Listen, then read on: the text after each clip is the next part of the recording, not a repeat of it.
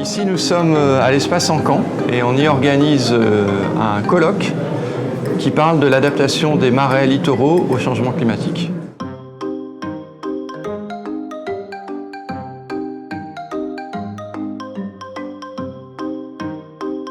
Ce colloque il est organisé en 3 temps forts. Il y a une première journée dédiée aux scientifiques.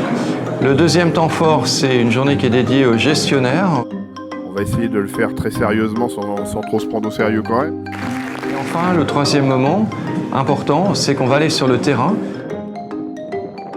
On a invité le grand public dans les journées de conférences et surtout on a fait une soirée grand public.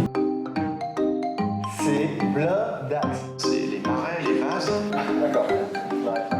Le Marais Poitevin, c'est en quelque sorte un site expérimental, un cas d'école au niveau mondial des effets du changement climatique. Ces zones humides sont importantes dans la stratégie à mettre en place face au changement climatique. Ça montre à quel point il faut protéger ces zones humides littorales.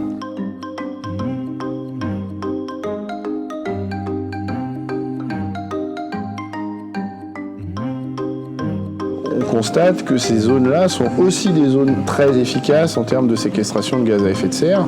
Si on ne veut pas que nos enfants nous accusent d'être un peu dans des logiques d'après moi le déluge, effectivement il va falloir engager des politiques publiques ambitieuses.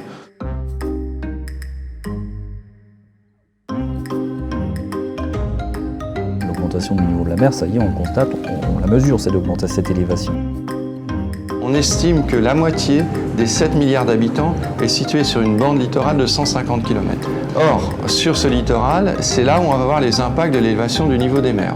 Et parmi ces solutions, eh bien, il y a cette possibilité de laisser des territoires naturels se développer, s'adapter eux-mêmes au changement climatique et en particulier à l'élévation du niveau des mers. Mais il n'y a que les combats qu'on mène pas qui sont perdus d'avance. C'est de montrer, et c'est aussi ce qu'on fait ici, c'est montrer des expériences réussies, qui fonctionnent.